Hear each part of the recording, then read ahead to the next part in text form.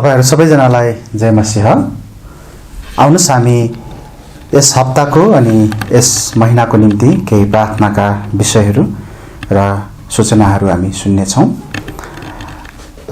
तपाईहरुलाई हामीले यस महिनाको प्रार्थनाहरू समावेश गरिएको सूचीलाई पठाएका छौँ। ती प्रार्थना को सूचीमा रहेका प्रार्थनाका विषयहरूलाई तपाईहरुले आफ्नो व्यक्तिगत र पारिवारिक प्रार्थनामा सम्झना गर्नुहुन म अनुरोध गर्दछु। साथै हामी तपाईहरुलाई अनुरोध गर्छौं, तपाईहरुको प्रार्थनाका विषयहरू हामीलाई बाँड्न चाहनुहुन्छ भने तपाईहरुले हामीलाई विभिन्न माध्यमबाट पठाउन सक्नुहुन्छ। हामीलाई इमेलबाट वा भाइबरबाट एसएमएस गरिकन, फोन गरिकन तपाईहरुले पठाउन सक्नुहुन्छ। हामी प्रार्थना गरौँ अहिलेको समय अवस्थाहरूको निम्ति पनि। हुन त अब मानिसहरूलाई यो कोरोना को यो समस्या अब केही पनि होइन जस्तो लाग्न थालेको छ। हेर्दाखेरि सबैतिर सामान्य जस्तै देखिन्छ, तर त्यस्तो होइन। हामी प्रभुमा भरोसा राख्दै उहाँसँगको सहायतालाई खोज्दै हामी होशियारी पनि भएर हामी हिँड्नुपर्छ र हामी प्रार्थना गरौँ नेपाल लगायत विश्वभरि परमेश्वरले यो समस्यालाई समाधान गर्नको निम्ति उपायहरू दिनुभएको होस्। हामी त्यसको निम्ति प्रार्थना गरौँ र जे औषधिहरू भ्याक्सिनहरूको रूपमा आउँदैछ ती प्रभावकारी हुन सकेको होस्, प्रार्थना गरौँ। र हामी प्रार्थना गरौँ हामी पनि अब मण्डली भवनमा भेला भएर प्रभुको सेवा अनि संगति हामी गर्न सकौँ। हामी यसको निम्ति प्रार्थना पनि गरौँ। हामी प्रभुको समय अनि प्रभुले हामीलाई जसरी डोर्याउनुहुन्छ त्यो अनुसारले हामी अगाडि बढ्नेछौँ। साथै हामी प्रार्थना गरौँ मगनी र विवाहको निम्ति हाम्रा केही भाइ बहिनीहरू अगाडि बढ्दै हुनुहुन्छ।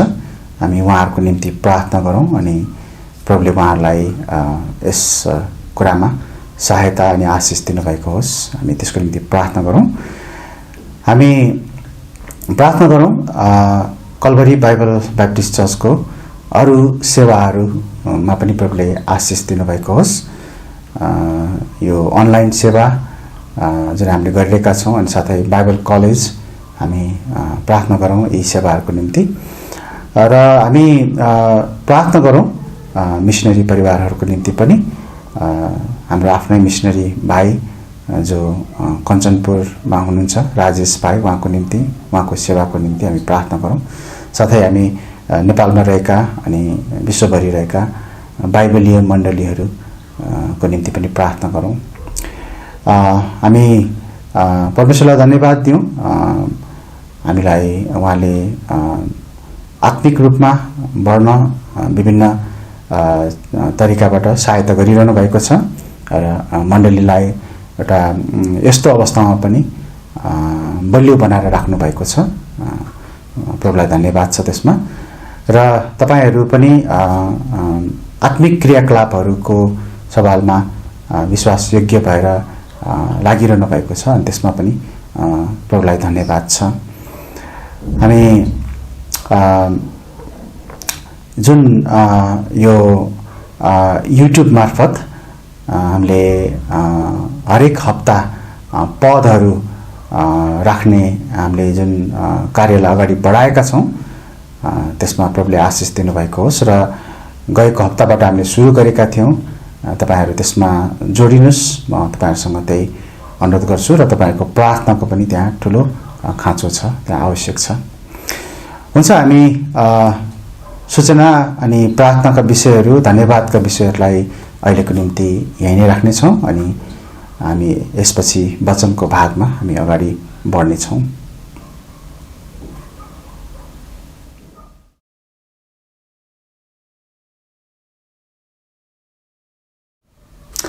आउनुहोस् हामी वचनको भागमा अगाडि बढ्नेछौँ।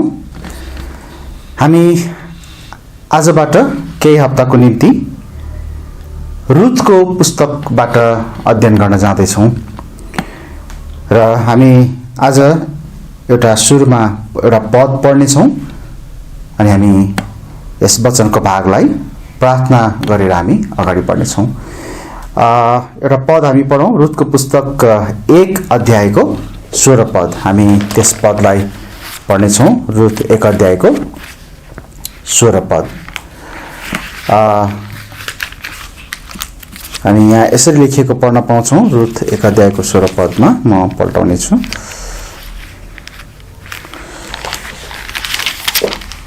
तब रुथले भनिन्, तपाईलाई त्याग्न वा तपाईलाई नपछ्याएर फर्कनका निम्ति मलाई कर नगर्नुहोस्, किनभने तपाईँ जहाँ जानुहुन्छ म त्यहीँ जानेछु र तपाईँ जहाँ बस्नुहुन्छ म त्यहीँ बस्नेछु। तपाईका मानिसहरू मेरा मानिसहरू हुनेछन् र तपाईका परमेश्वर मेरा परमेश्वर हुनुहुनेछ। हामी प्रार्थना गरौँ अनि त्यसपछि हामी अगाडि बढ्नेछौँ। म प्रार्थना गर्छु। धन्यवाद छ पिता, हामी तपाईँ प्रभुको सामु आउन पाएका छौँ प्रभु, अनि तपाईँको जीवित वचन तपाईँ प्रभुले हामीलाई जो दिनुभएको छ त्यसलाई खोल्ने अनि त्यसबाट सिक्नको निम्ति अगाडि बढ्ने यो अवसर पनि पाएका छौँ प्रभु। तपाईँले हामीलाई आफ्नो सत्यताहरूबाट सिकाउनुहोस् प्रभु, र आज तपाईँ प्रभुको वचनमा रुथको पुस्तकबाट हामी हाम्रो निम्ति आत्मिक कुराहरू सिक्नुपर्ने कुराहरू हामी सिक्नको निम्ति अगाडि बढ्दैछौँ प्रभु। यो पुस्तक सानो छ तर पनि यस पुस्तकभित्र हाम्रो जीवनको निम्ति ज्यादै नै महत्त्वपूर्ण सन्देशहरू हामी पाउन सक्छौँ अनि शिक्षाहरू पाउन सक्छौँ। अनि हामी तपाईँ प्रभुमा रहँदै तपाईँको सहायतामा यस पुस्तकलाई अध्ययन गर्नको निम्ति अगाडि बढ्दैछौँ प्रभु। तपाईँ परमेश्वरको सहायता बिना हामी केही पनि गर्न सक्दैनौँ र बुझ्न पनि सक्दैनौँ। यसैले तपाईँको आत्माको अगुवाई, तपाईँ प्रभुको वचनलाई राम्रोसँग बुझ्नको निम्ति तपाईँबाटको ज्ञान बुद्धिको खाँचो छ, हामीलाई सहायता गर्नुहोस्। अनि यस समय मलाई अनि साथै रुबेनलाई पनि हामी दुवैलाई यस वचनको भागमा हाम्रो आफ्नो भूमिकाहरूमा सहायता गर्नुहोस् प्रभु, र साथै यो समय सुन्नुहुने हेर्नुहुने सबै तपाईँका प्रियहरू सबैलाई प्रभु तपाईँ सहायता गर्नुहोस्। आशिष माग्छौँ प्रभु येशूको नाउँमा, आमेन।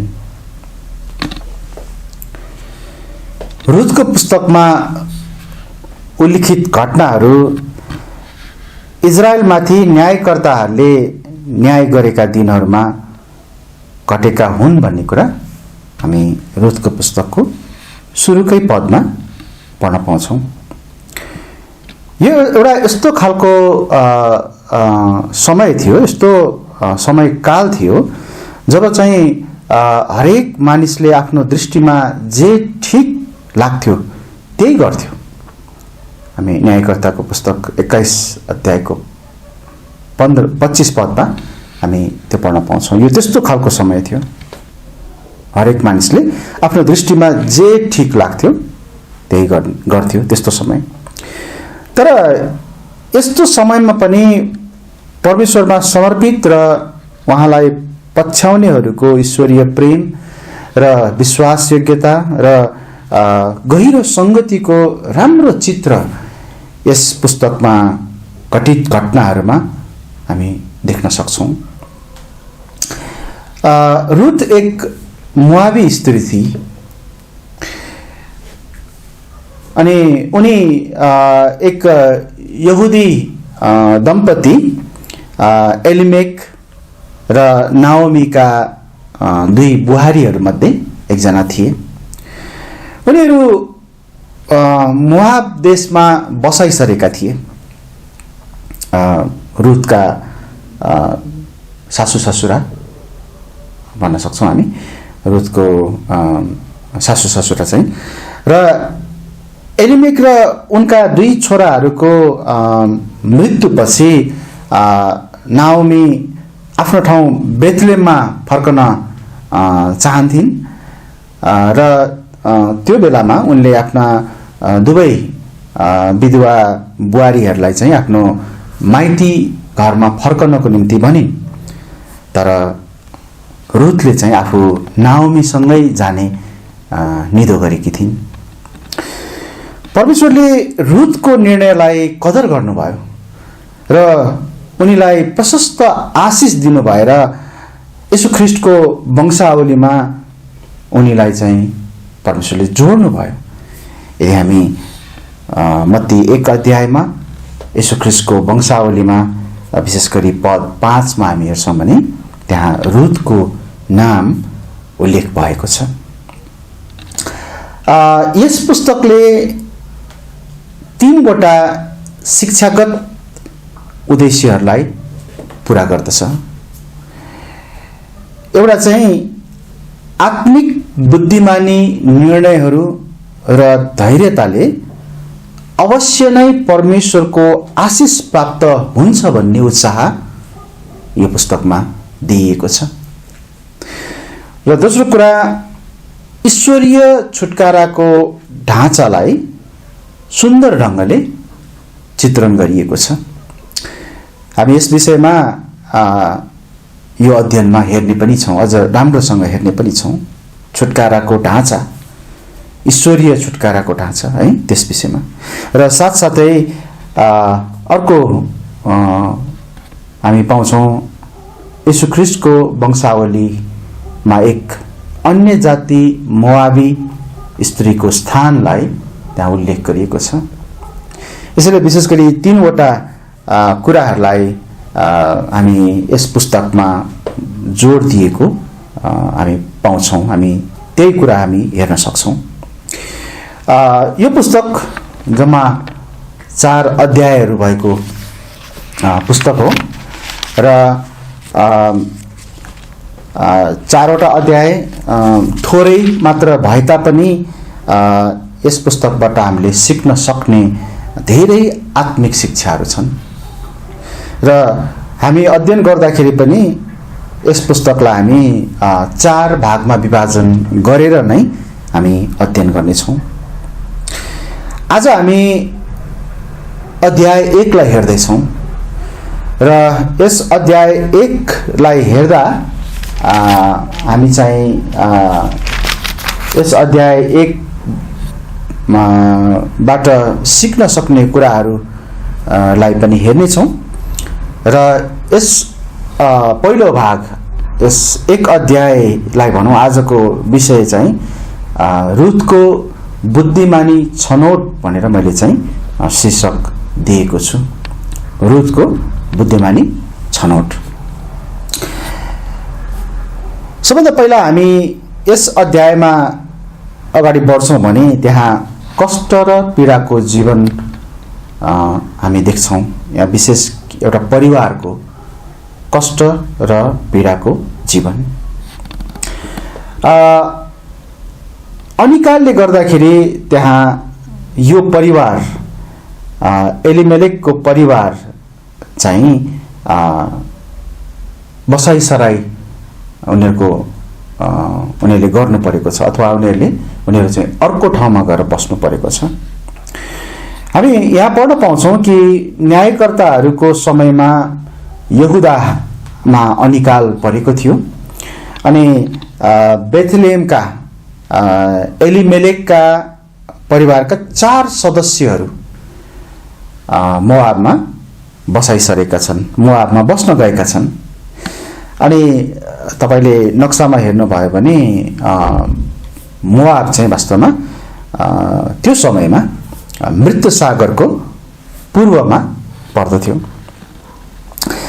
हामी बाइबलमा अझ अगाडि हेर्दै जान्छौँ भने यी मोआबीहरू चाहिँ लुतका सन्ततिहरू थिए भन्ने कुरा पनि हामी पढ्न पाउँछौँ। अनि कहिलेकाहीँ तिनीहरू इजरायलका शत्रु हुन्थे र कहिलेकाहीँ मित्र पनि। एकपटक दाउद राजाको समयमा दाउदलाई राम्रो सहायता उनीहरूले गरेका थिए। तर वास्तवमा चाहिँ मोआबीहरू मूर्ति पूजकहरू थिए र मोआब देश चाहिँ पापले भरिएको पाप व्याप्त भएको देश थियो। यस्तो देखिन्छ कि एलिमेलेकमा परमेश्वरप्रति कम भरोसा थियो। परमेश्वर आफ्ना सन्तानहरूको अभावमा प्रबन्ध गर्नुहुन्छ, अभावमा पनि उहाँले सहायता गर्नुहुन्छ र यसको निम्ति उहाँमा भरोसा राखिनुपर्छ, उहाँमा भरोसा राख्नुपर्छ। तर यहाँ एलिमेलेकले परमेश्वरमा भरोसा नराखिकन शरीरमा बाँच्नको निम्ति एउटा पाप र भ्रष्टताले भरिएको ठाउँमा जान उनले उचित सम्झेका छन् र आफ्ना परिवारलाई पनि डोर्याएका छन्। कतिपटक हामी त्यस्तै गल्ती गर्न पुग्छौँ है। हाम्रो क्षणिक र शारीरिक आवश्यकताहरूलाई पुरा गर्नको निम्ति कतिपटक हामी गलत निर्णय गलत ठाउँमा हामी पुग्छौँ, त्यसलाई हामी स्वीकार्छौँ है। जस्तो म सम्झना गर्छु कहिलेकाहीँ ती क्रिस्चियन मित्रहरूलाई जो पैसा कमाउनको निम्ति विदेश जान्छन् र उहाँहरूले सङ्गति नपाएको कुरा सुनाउँछन्। कति दुःख लाग्दो कुरा है। पैसा कमाइरहेको छ अनि सबै कुरा त्यहाँ छ, तर सङ्गति छैन। कतै उहाँहरू मोआबमा त हुनुहुन्न है, मैले आत्मिक रूपमा भन्न खोजेको हुँ। त्यस्ता ठाउँहरू जहाँ हाम्रो निम्ति आत्मिक फाइदा छैन भने बरु उल्टो त्यहाँ चाहिँ हामीलाई आत्मिक रूपमा पतन गराउने, हामीलाई पाप र भ्रष्टतातर्फ अझ फसाउने त्यस्ता प्रकारका ठाउँहरू छन् भने त त्यसलाई हामीले मोआबसँगै दाँच्न सक्छौँ।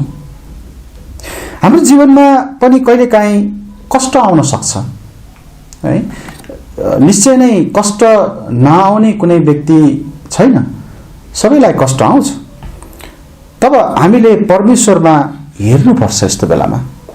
तर परमेश्वरलाई नहेरिकन बेठिक निर्णय लिने जो चाहिँ शरीरको एउटा फाइदाको निम्ति ठिक छ जस्तो देखिन सक्छ, तर त्यस्तो कुराहरूले चाहिँ धेरै पटक प्राय त्यहाँनिर आत्मिक रूपमा चोट पार्ने अथवा चोट पाउने कुरा त्यहाँ हुँदछ। अब उनीहरूले तत्कालको त्यो बेलाको अनिकालको कारण बेथलेमबाट उनीहरू यहुदा को बेथलेमबाट उनीहरू चाहिँ मोआबमा बसाइ सरेका छन् है।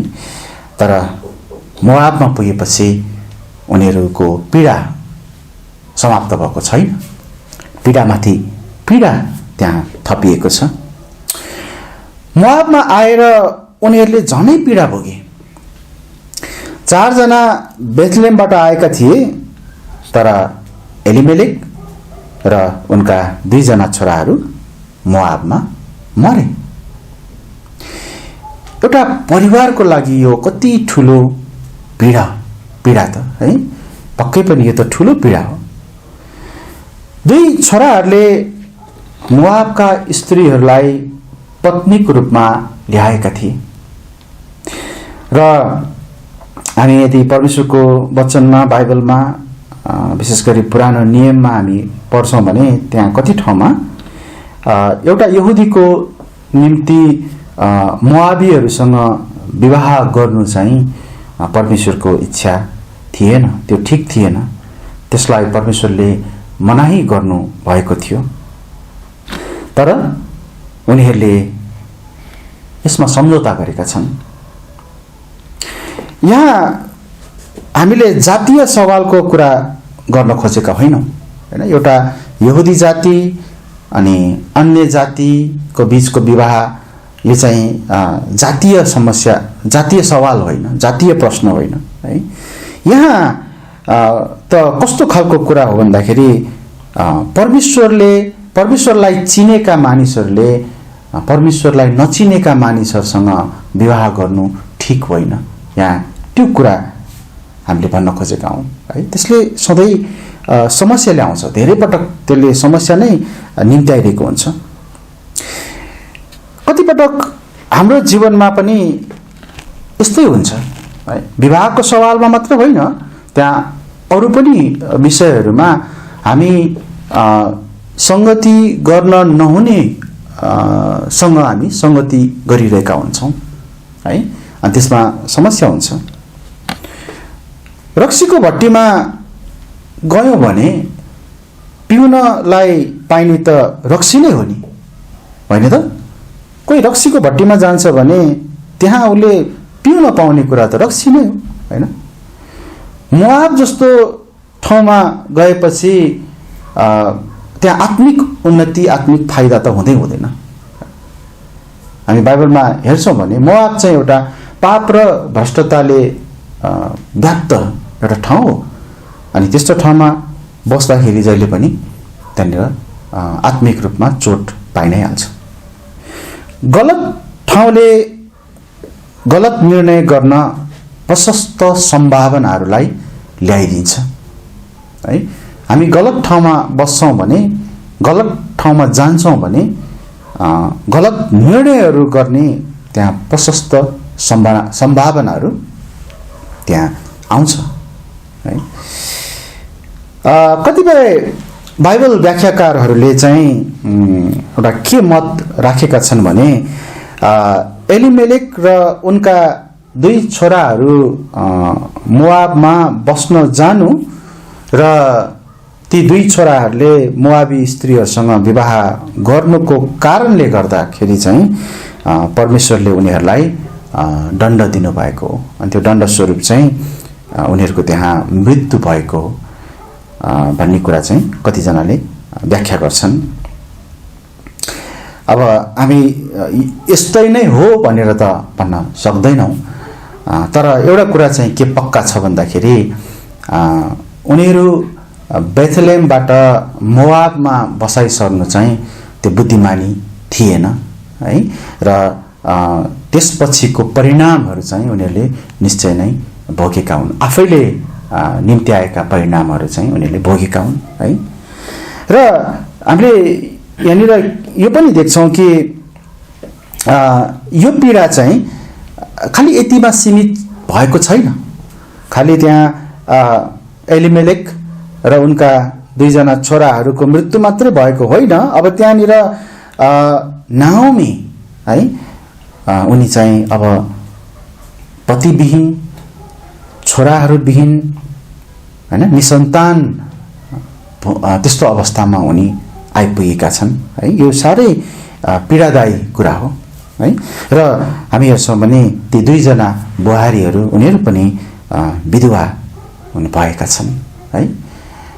एउटा मानिसको लागि, एउटा स्त्रीको लागि विशेष गरी त्यहाँनिर चाहिँ पति को साथ नहुनु अनि छोराहरूको त्यहाँ साथ नहुनु, त्यो साह्रै पीडादायी हुन्छ। हामी कतिको जीवनमा त्यो देख्न सक्छौँ। अनि यहाँ त्यस्तै भएको छ, पीडामाथि पीडा त्यहाँ थपिएको छ। हामी यस अध्ययनमा पछि हामी के हेर्नेछौँ भने एलिमेलेकको मोआबमा बसाइसराई र उनका छोराहरूको मोआबी स्त्रीहरूसितको वैवाहिक सम्बन्ध गलत भए तापनि परमेश्वरले पछि कसरी चाहिँ त्यसबाट नै आफ्नो छुटकाराको योजना, हाम्रो छुटकाराको योजना उहाँले तयार पार्नुभएको छुटकाराको योजना त्यहाँ पुरा गर्नुभयो। हामी त्यो कुरालाई चाहिँ पछि यस अध्ययनमा हेर्नेछौँ। एउटा कुरा हामीले के जान्नुपर्छ भन्दाखेरि हामी गल्ती गर्छौँ, हामी गलत निर्णय गर्छौँ। हाम्रो पापमय स्वभावले गर्दाखेरि त्यस्ता कुराहरू हुने गर्छन्। तर यदि हामी त्यसबाट फर्कन्छौँ अथवा पछुताउ गर्छौँ भने परमेश्वरले फेरि हामीले गलत गरेका ती ठाउँहरूबाट पनि पछि भलाइ उत्पन्न गर्ने हैन, पछि हाम्रो आत्मिक फाइदाको निम्ति पनि उहाँले काम गर्न सक्नुहुन्छ। अनि यही कुरा हामी यो अध्ययनमा देख्न सक्छौं। जब परमेश्वरलाई चिन्नेहरू कष्ट र पीडामा पर्छन् तब उनीहरू परमेश्वरको शरणमा जान्छन् है। परमेश्वरलाई चिन्नेहरू कष्ट र पीडामा पर्दाखेरि जाने परमेश्वरकै शरणमा हो अनि परमेश्वरले त्यसको निम्ति ढोका खोल्नुहुन्छ। उहाँकोमा फर्कन चाहने व्यक्तिहरू को निम्ति उहाँको ढोका बन्द कहिले पनि हुँदैन है। अब हामी अर्को कुरालाई हेर्नेछौँ, छुटकारा र आड भरोसाको खोजी। अब हामी यस अध्यायमा विशेष गरी अब 6 पदबाट यता चाहिँ घटनामा केही परिवर्तन आएको हामी देख्न सक्छौं। यहाँ सबभन्दा पहिला चाहिँ बेथलेहममा फर्कने निर्णय भएको छ। अब एलिमेलेक र उनका 2 जना छोराहरू त मरिसके मोआबमा, तर अब नाओमीले चाहिँ अब बेथलेहममा फर्कने निर्णय गरेका छन्। अन्ततः नाओमीले बेथलेहममा फर्कने निर्णय गर्छिन् अनि उनलाई थाहा हुन्छ मोआबमै कि यहुदामा चाहिँ अनिकाल अन्त भएको छ भनेर। अनि परमेश्वरले मानिसहरूलाई खानेकुरा दिनुभयो भन्ने कुरा उनले मोआब देशमा सुनेको हामी त्यो पढ्न पाउँछौँ। अनि नाओमीले आफ्ना दुवै बुहारीहरूलाई आफ्नो माइतीमा जान र आफ्नो निम्ति पति खोज्न भनेकी छिन्। अनि हामी हेर्छौँ भने सुरुमा दुवै बुहारीहरूले नाओमीलाई छाड्न मानेनन् है। दुवैजना हामी सँगै जान्छौँ, तपाईसँगै जान्छौँ, त्यस्तो उनीहरूले चाहिँ भनिरहेका छन्। अनि नाओमी चाहिँ आफू एकदमै अति नै बुढी भइसकेको र अर्को विवाह गरेर छोरा जन्माए तापनि तिनीहरू ती 2 बुहारीहरूको निम्ति ज्यादै सानो हुने भन्ने कुरालाई उनले यहाँ बताइरहेकी छन्, आफ्ना बुहारीहरूलाई सम्झाइरहेकी छन्। उनले चाहिँ आफ्नो बुहारीहरूलाई चाहिँ आफै नै आफ्नो भविष्य निर्धारण गर्न अथवा गएर अर्को विवाह गर्न खास त्यस्तो प्रकारको सल्लाह दिइरहेको छ है।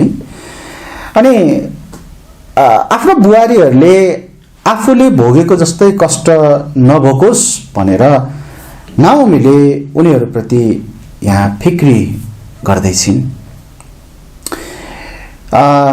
उनले आफ्ना बुहारीहरूमाथि परमप्रभुको दया मागेकी छन् है। यहाँनिर हामी 8 पदमा हेर्छौँ भने उनीहरूको निम्ति दया होस् प्रभुबाट भन्ने कुरा उनले मागिरहेकी छिन् है। यो किन त भन्दाखेरि हामी के बुझ्न सक्छौँ भन्दा यी 2 बुहारीहरूले पनि नाओमी अनि साथसाथै उनीहरूको आफ्नो पति अथवा आफ्नो पतिको अब पितालाई हैन एलिमेलेकलाई दया देखाएका थिए है। उनीहरू यस्तो एउटा पीडाको अवस्थामा पनि छोडेर गएका थिएनन् है। धेरै पटक हामी सुन्न पाउँछौँ नि हैन त, त्यहाँ घर परिवारमा जब त्यस्ता घटनाहरू घट्छन्, विशेष गरी पतिको मृत्यु हैन, त्यस्तो बेलामा कतिजना छोडेर अर्कोसँग जाने एउटा कठिन अवस्थाहरूमा छोडेर गइदिने यस्तो खालका कुराहरू। तर यहाँ चाहिँ दुवै बुहारीहरूले नाओमीलाई चाहिँ त्यो व्यवहार गरेका छैनन्। त्यही भएर नाओमीले पनि उनीहरूप्रति दयाको निम्ति परमेश्वरसँग बिन्ती गरेका छन्। धेरै परिवारहरूमा सासू र बुहारी बीचको झगडा धेरै हुने गर्छ। तर यहाँ यी 3जना स्त्रीहरूले आफ्ना पतिहरू गुमाए तापनि, हेर्नुहोस् है, तीनैजनाले आफ्नो पति गुमाएका छन्। यस्तो भए तापनि एक अर्कामा अपार प्रेम यहाँ प्रकट गरेका छन्। के सासू आमा जस्तै र बुहारी छोरी जस्तै बन्न सकिन्न र? आज धेरै घर परिवारमा सासू र बुहारीको बीचमा एउटा यस्तो खालको फाटो छ, एउटा यस्तो खालको एउटा दरार छ त्यहाँनिर कि उनीहरू मिल्नै सक्दैनन्, हैन? सासूले आफ्नो सासूपना देखाउने, बुहारीले आफ्नो बुहारीपना देखाउने। तर वास्तवमा सासू र बुहारी चाहिँ आमा छोरी जस्तै मिलेर बस्न सक्दा रहेछन् भन्ने कुराको यहाँ हामी नाओमी र उनका दुईजना बुहारीहरूबाट सिक्न सक्छौँ, है? बाइबलले कति राम्रो एउटा पारिवारिक सम्बन्धको बारेमा यहाँ चर्चा गरेको हामी देख्न सक्छौँ, है? अझ यसपछिको अध्यायमा हामी जान्छौँ भने त्यहाँ अझ सासू नाओमीले बुहारी रुथप्रति गरेको असल व्यवहारहरू हामी त्यहाँ देख्न सक्छौँ। कति प्रेमिलो व्यवहार त्यहाँ छ, हामी त्यो देख्न सक्छौँ। अब नाओमीका एकजना बुहारी थिइन् जसको नाम चाहिँ ओर्पा। उनले चाहिँ पछि नाओमीले फेरि उनीहरूलाई फर्कनको निम्ति कर गरेको हुनाले उनले चाहिँ, है, यो अर्को बुहारीले चाहिँ फर्कने निर्णय गरिन्। तर रुथले चाहिँ नाओमीसँग नै टाँसिएर रहन चाहिन् अनि रुथको बिन्तीलाई नाओमीले टार्न सकेन। अब आएर यहाँ देख्छौँ हामी रुथको कस्तो राम्रो बुद्धिमानी छनौट, रुथको बुद्धिमानी छनौट हामी यहाँ पाउँछौँ।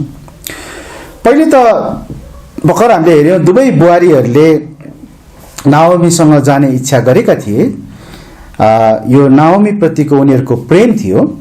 तर ओर्पाले पछि आफ्नै माइतीमा जाने निर्णय गरिन्, तर रुथले चाहिँ नाओमीसँगै जाने निर्णय गरिन्। रुथको यो साह्रै उत्तम निर्णय थियो। रुथको निर्णय गम्भीरतामा गरिएको निर्णय थियो। एक्चुअली हेर्नुहोस् न, यहाँनिर तपाईँले यदि 16 पदमा यदि हेर्नुभयो भने रुथको निर्णयमा त्यहाँ कस्तो गम्भीरता थियो। रुथले भनिरहेको कुराहरूबाट पनि हामी यहाँ बुझ्न सक्छौँ। उनले यहाँ 16 पदमा के भन्दैछन् भन्दाखेरि, तपाईँ जहाँ जानुहुन्छ म त्यहीँ जानेछु, तपाईँ जहाँ बस्नुहुनेछ म त्यहीँ बस्नेछु, तपाईँका मानिसहरू मेरा मानिसहरू हुनेछन्, तपाईँका परमेश्वर मेरा परमेश्वर हुनुहुनेछ। अझ उनले यहाँ के पनि भनेकी छिन् भन्दा, तपाईँ जहाँ मर्नुहुन्छ म त्यहीँ मर्नेछु र त्यहीँ गाडिनेछु। अनि यो पदमा हामी अन्तिमतिर यो पनि बुझ्न सक्छौँ पढ्दाखेरि कि मृत्युले छोडेर मृत्युलाई छोडेर मृत्यु बाहेक अरू कुनै पनि कुराले चाहिँ हामीलाई अलग नपारोस्, हामीलाई नछोडोस् भन्ने चाहिँ त्यहाँ रुथले त्यस्तो चाह गरेकी छिन्। यसैले यो कुनै सामान्य खालको निर्णय थिएन। वास्तवमा भन्ने हो भने नाओमीसँग के थियो र, हैन? नाओमीसँग न त परिवार थियो, आफ्नो पति वा छोराहरू, न उनीहरू त गरिब पनि थिए, धन सम्पत्ति पनि थिएन। हामी यसपछिको अध्यायमा हामी जान्छौँ भने त्यहाँ उनीहरूको गरिबी अवस्थाहरूलाई पनि बुझ्न सक्छौँ, हैन? तर रुथले के हेरिन् त नाओमीमा? भौतिक कुराहरूलाई पक्कै पनि हेरेको छैन। अब यहाँ रुथको यस्तो दृढता सम्भवतः परमेश्वरप्रति नाओमीको परिवारको विश्वासले चाहिँ प्रभाव पारेको हुनुपर्छ। हुनसक्छ रुथले आफ्नो धर्म, अब मोआबीहरूको त त्यहाँनिर अर्कै धर्म थियो, हैन? उनले आफ्नो धर्म र परमेश्वरमा नाओमीको विश्वासमा भिन्नता देखेको छ, भिन्नता फरक देखेको छ। जब रुथले तपाईका परमेश्वर मेरा परमेश्वर हुनुहुनेछ त्यस्तो भने है, तपाईका परमेश्वर मेरा परमेश्वर हुनुहुनेछ भनेर भने, त्यो उनको जीवनको परमेश्वरतर्फको फर्काइ थियो है। यो कुनै एउटा सामान्य घटना र सामान्य कुरा यहाँ भइरहेको छैन। यहाँ एकदमै मानिसको एउटा व्यक्तिको जीवनमा गरिने महत्त्वपूर्ण निर्णय चाहिँ एक स्त्रीले, एक व्यक्तिले यहाँ गरेका छन्, जुन चाहिँ तपाईँ हामी सबैको निम्ति, सबै मानिसको निम्ति एउटा स्वीकार गर्नुपर्ने, सिक्नुपर्ने एउटा कुरा, त्यसलाई पछ्याउनु पर्ने एउटा कुरा हामी यहाँ देख्न सक्छौँ। गम्भीरतामा गरिएको निर्णयले हाम्रो जीवनमा ठुलो असर पार्छ, त्यसले पछिसम्म पनि असर पार्छ है। साथै ख्रीष्टसँगको हाम्रो हिँडाइले अरूको जीवनमा फरक पार्ने कुरा त्यहाँ ल्याउन सक्छ। अब पक्कै पनि नाओमीको परिवारको केही कुराहरू, उनीहरूको परमेश्वरसँगको हिँडाइमा केही कुराहरू थिए होला जसले रुथमा चाहिँ केही भिन्नता उनले देखेको छ र उनले त्यो भिन्नताद्वारा, केही फरकपनाद्वारा चाहिँ उनले नाओमीका परमेश्वरलाई पछ्याउने उनले यहाँ निर्णय पनि गरेका छन्। अनि पक्कै पनि उनले केही त्यहाँ देखेको हुनुपर्छ। परमेश्वरले ठिक ठाउँमा डोर्याउनुहुन्छ। जब एउटा व्यक्ति फर्कन चाहन्छ, परमेश्वरले ठिक ठाउँमा डोर्याउनुहुन्छ।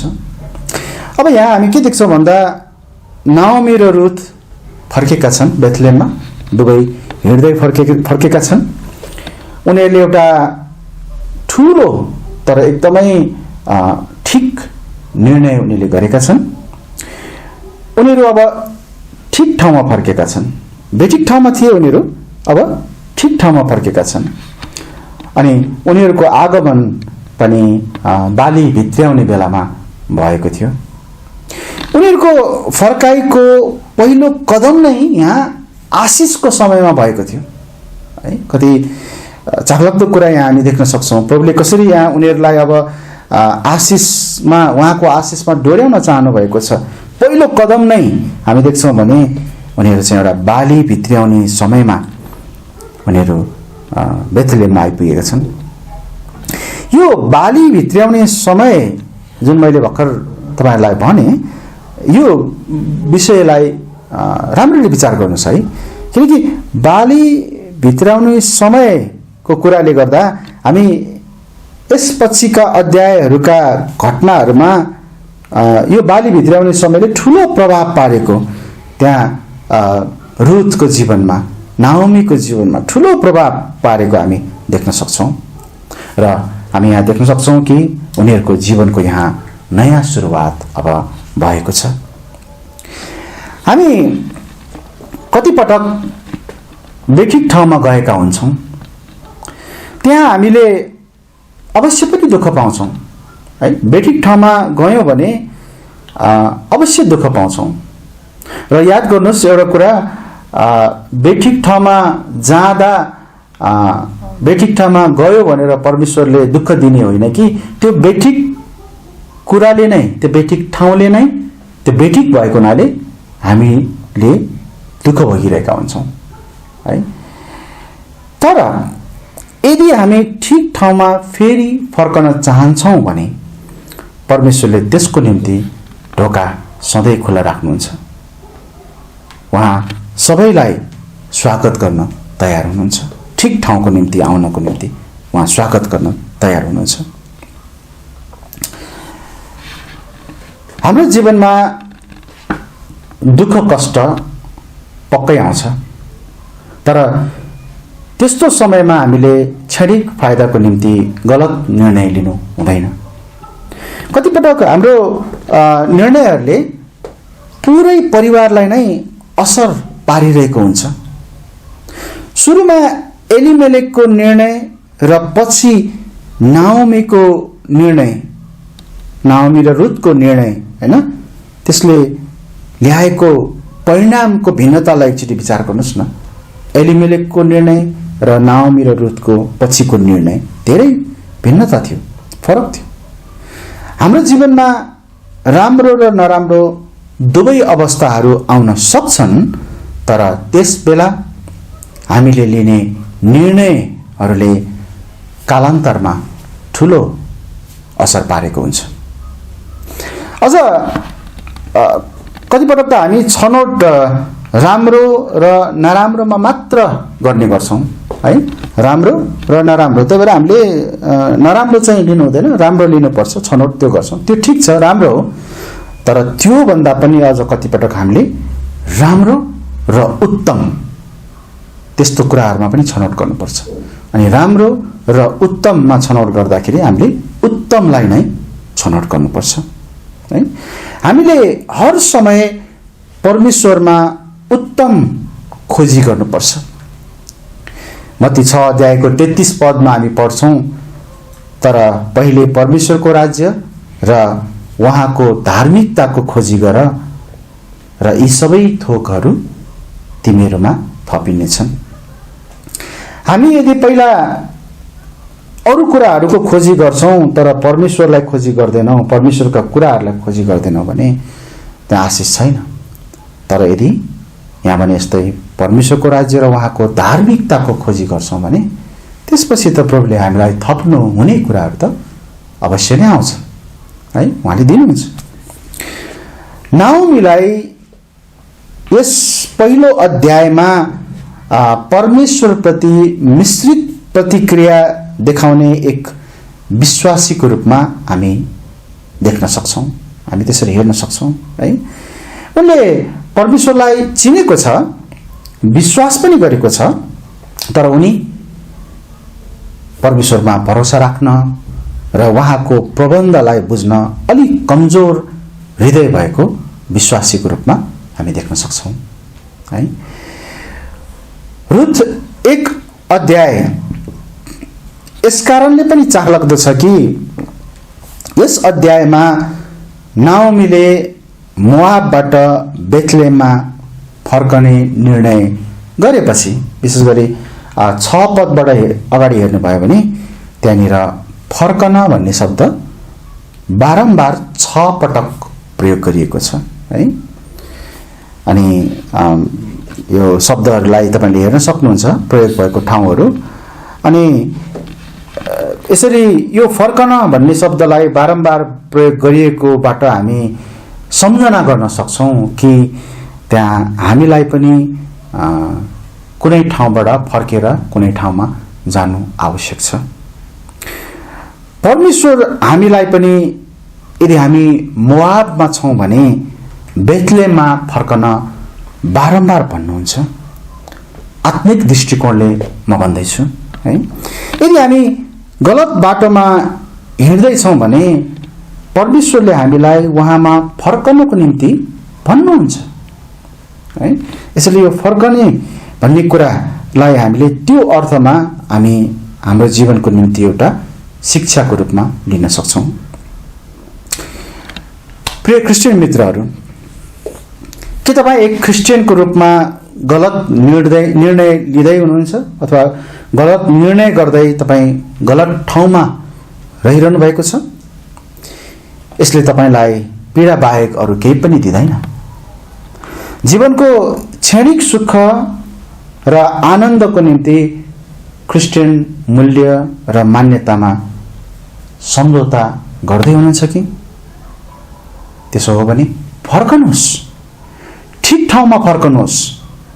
मोआब क्रिस्चियनहरूको निम्ति होइन, है। मोआब क्रिस्चियनहरूको निम्ति होइन, तर क्रिस्चियनहरूको निम्ति बेथलेहम हो, हामी याद गरौँ।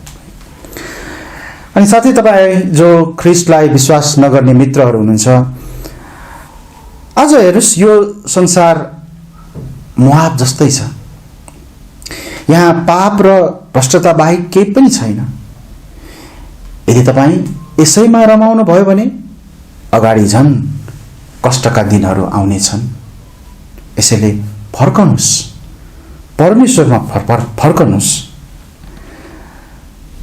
प्रेरित 20 अध्यायको 21 पदले त्यहाँ भनेको छ, मैले दुवै यहुदीहरू र ग्रीकहरूलाई परमेश्वरतर्फ मन फिराउनुपर्छ र हाम्रा प्रभु यीशु ख्रीष्टमा विश्वास गर्नुपर्छ भनी यत्नपूर्वक गवाई दिइरहे। हामी यहाँ देख्न सक्छौँ परमेश्वरमा आफ्नो मन फर्काउने, परमेश्वरतर्फ फर्किने र ख्रीष्ट येशूमा विश्वास गर्ने चाहिँ सबै मानिसहरूको लागि हो। खालि त्यो यहुदी मात्र वा ग्रीक अथवा अरू जाति भन्न खोजेकोलाई मात्र होइन, सबैलाई है उहाँले चाहिँ फर्कनको निम्ति आह्वान गर्नुभएको छ। यसैगरी हामी प्रेरित 11 अध्यायको 21 पदमा पढ्छौँ भने त्यहाँ पनि यस्तै लेखेको छ, अनि प्रभुको हात तिनीहरूको साथमा थियो र धेरैजनाले विश्वास गरे र प्रभुतिर फर्के है। यसैले आज हामीले हेर्यौँ रुथको पुस्तकको पहिलो अध्यायबाट कि एउटा गलत निर्णयमा अगाडि बढ्दाखेरि त्यसबाट भोग्ने पीडाहरू त्यहाँ छन्। तर जब हामी गलत ठाउँबाट फर्कन चाहन्छौँ, जब हामी पश्चाताप गरेर आउन चाहन्छौँ भने परमेश्वरले ढोका खोल्नुहुन्छ र जुन दिन परमेश्वरले जुन समय ढोका खोलिदिनुहुन्छ, तपाईको पश्चातापको फर्काइलाई स्वागत उहाँले गर्नुहुन्छ, त्यसै बेलादेखि नै उहाँको आशिष पनि त्यहाँ हाम्रो जीवनमा बर्सिन थाल्छ, हाम्रो जीवनमा आउन थाल्छ है। यसैले फर्कनुस्, प्रभुमा फर्कनुस् र मोआब होइन बेथलेहममा तपाईको बस्ने स्थान है, तपाईँ हुनुपर्ने स्थान हुन सकेको होस्। म यही अन्त गर्नेछु परमेश्वरको वचनलाई र हामी प्रार्थना गरौँ, अनि त्यसपछि आजको संगतिबाट पनि हामी छुट्नेछौँ।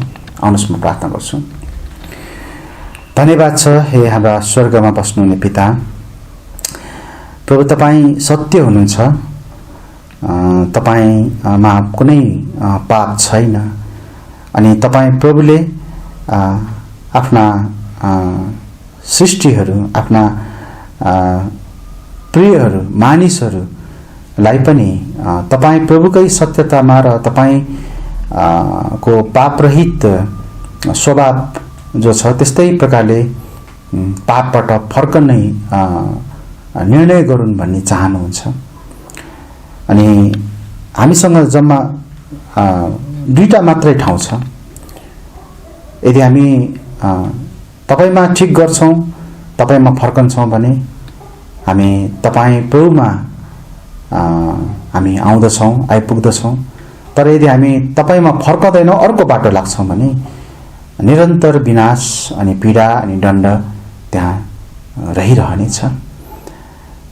प्रभु हामी कुन ठाउँमा कस्तो अवस्थामा बसिरहेका छौँ, हाम्रो आत्मिक वासस्थान कहाँ हुनुपर्छ, आत्मिक जीवनको निम्ति हामी कहाँ रहनुपर्छ भन्ने कुराहरू पनि हाम्रो जीवनमा धेरै महत्त्वपूर्ण छ। हामीलाई मोआब रूपी पाप र भ्रष्टता, तपाईसँग संगति गर्न नसकिने, तपाईसँगको संगति विहीन हुने अवस्थामा पुर्याउने ठाउँहरूबाट अलग गरेर हामीलाई त्यो भोजनको घर, रोटीको घर, बेथलेहम जस्तो ठाउँ दिनुहोस् प्रभु। त्यसमा फर्कने हामीलाई इच्छा दिनुहोस्। यदि हामी कसैले तपाईलाई विश्वास गरेका छैनौँ भने हामी आफ्नो पापहरूबाट फर्केर तपाईँ कहाँ आउनुपर्छ। र यदि हामी कोही विश्वास गर्नेहरू छौँ भने हामीले आफ्नो पापपूर्ण जीवनहरू, तपाईलाई दुखित तुल्याउने जीवनबाट फर्केर तपाईलाई खुसी तुल्याउने जीवनमा आउनु पर्दछ प्रभु। हामी आज यी महत्त्वपूर्ण कुराहरूलाई हामीले सिकेका छौँ। हामीलाई प्रभु आउने हप्ताहरूमा अझ बाँकी अध्यायहरूबाट सिक्न सकिने कुराहरूलाई हामीलाई सिकाउनुहोस्, देखाउनुहोस्, हामी प्रार्थना गर्दछौँ। आजको सेवा र आजको यस वचनको भागलाई हामी यही राख्दछौँ। आशिष माग्छौँ प्रभु येशूको नाममा, आमेन। हुन्छ। तपाईहरु सबैलाई जय मसीह।